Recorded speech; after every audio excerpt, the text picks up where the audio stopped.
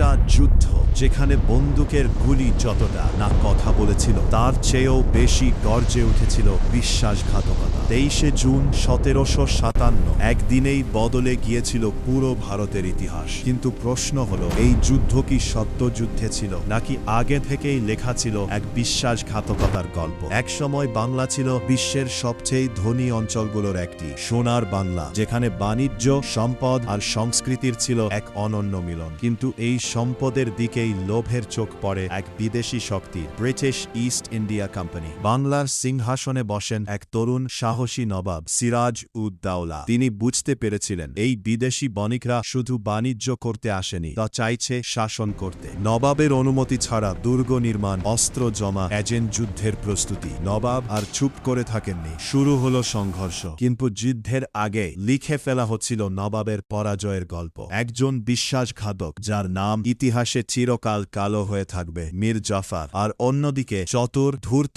এক ইংরেজ officer, Robert Clive. গোপনে তৈরি হলো এক চুক্তি, ক্ষমতার বিনিময়ে বিশ্বাসঘাতকতা। পুরো পর্ব দেখতে হলে আমাদের চ্যানেল সাবস্ক্রাইব করো।